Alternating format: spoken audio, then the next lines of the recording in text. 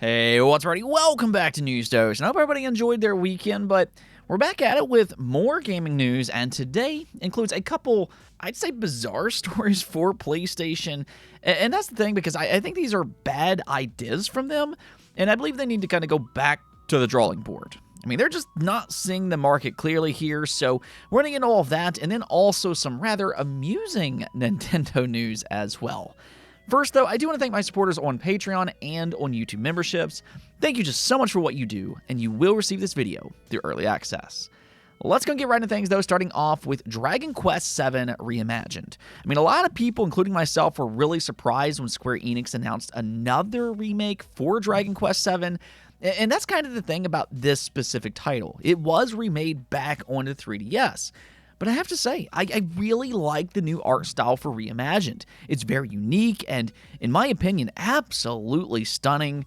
But at the end of the day, how's the content? And how does it compare to the previous entries? Well, according to critics, it is a better overall game. It currently has an 83 overall score on Metacritic, which puts it ahead of the 3DS title.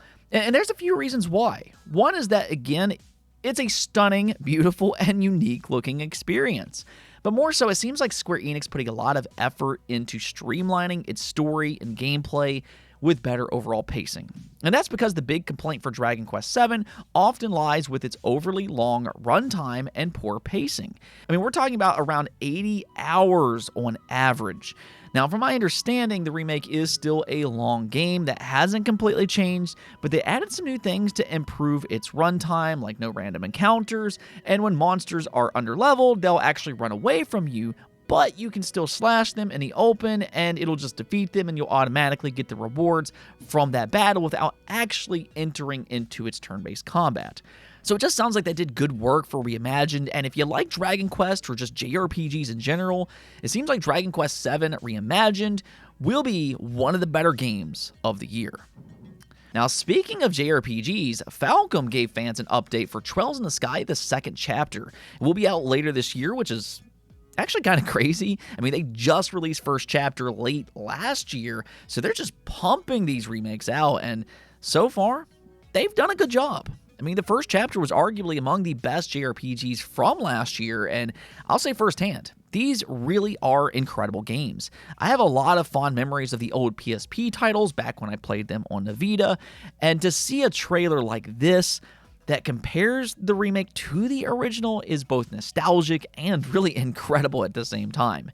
My only thing, though, is that I am curious if they'll finish out the Trails in the Sky trilogy, because for anybody who's played these games, you probably know that the second chapter could actually act as a stop for them if they want to.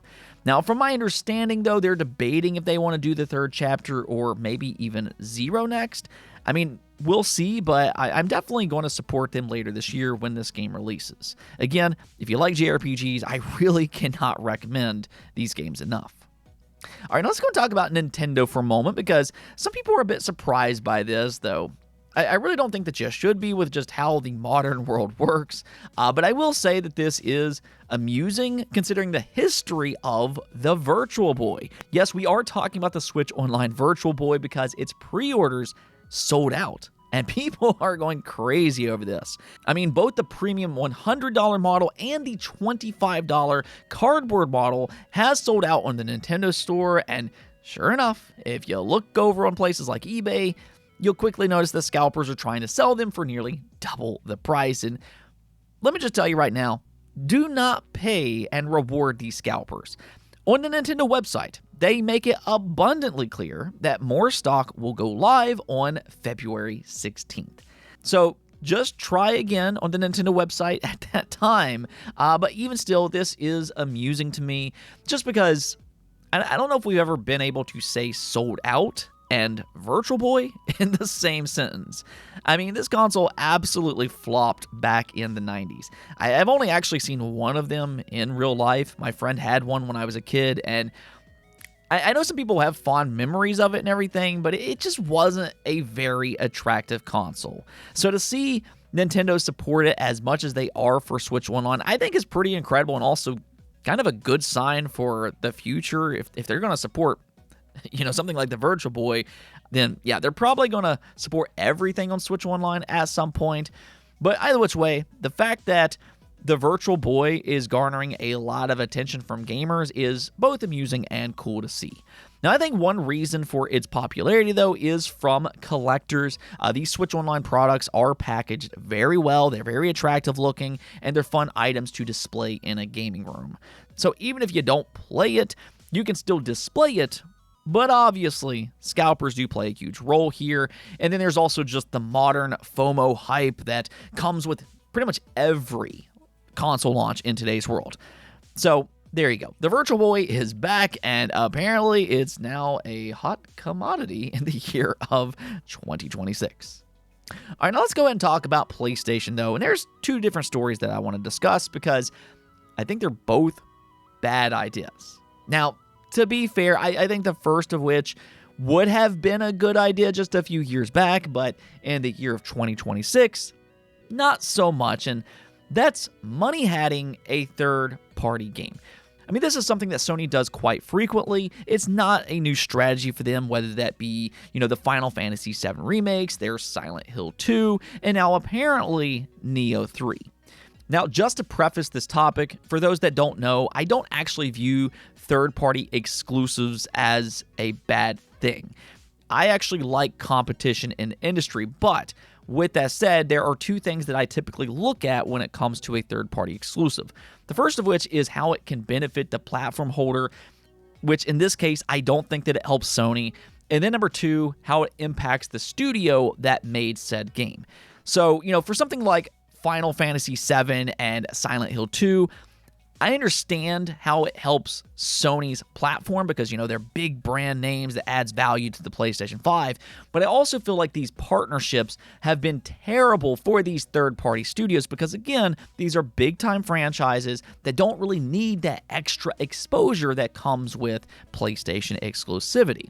So basically, I feel like these publishers made bad business decisions because they're limiting themselves by axing off millions of potential customers, which is exactly what we've seen for Final Fantasy VII Remake. I mean, obviously, Square Enix has regretted their PlayStation partnership. They've pretty much publicly said this several different times, and there's a reason for that. Final Fantasy VII Remake has already seen a lot of success on Xbox and on Switch 2, despite the long wait for those platforms.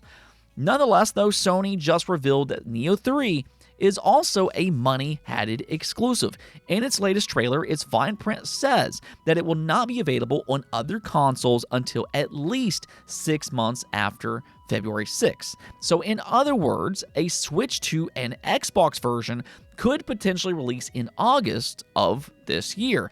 And I don't think that this is good for anybody. Again, I'm not necessarily against timed exclusives when they make sense, but in this case, it doesn't benefit Neo 3, and it also doesn't benefit Sony. I think by this point in the generation, what Sony needs to understand is that it's fairly clear they don't really have a lot of competition. I mean, Xbox is barely selling consoles as is, so exactly who are you trying to keep this game from? And why do you think it's going to push more PlayStation 5 units? I mean, maybe they're trying to keep it from something like the Switch 2, but that would be strange because we don't even know if Team Ninja wants to develop a Switch 2 version, considering how, different of a platform it is. I mean, we need to kind of see how this generation progresses for Nintendo, so I just feel like this is a bit of wasted money for Sony. I feel like by this point, these timed exclusive deals just don't make sense for PlayStation, and especially for these third-party companies. I mean, if you have an established franchise, then, maybe spread your wings a bit and expand your reach as much as you possibly can. And that's all I'm going to say on that.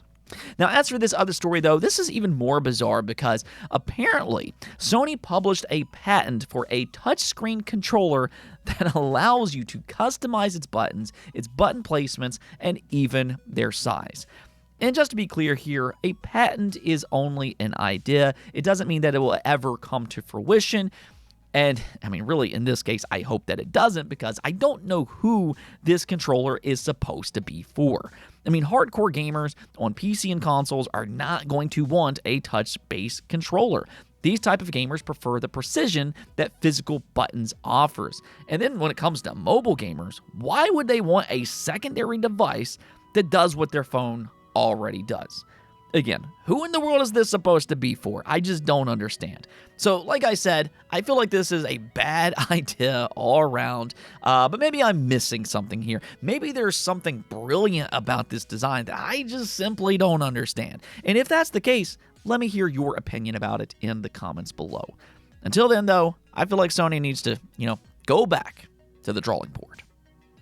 Anyways, though, that's going to be it with this episode. But until next time, make sure to subscribe, ring that bell, and peace out.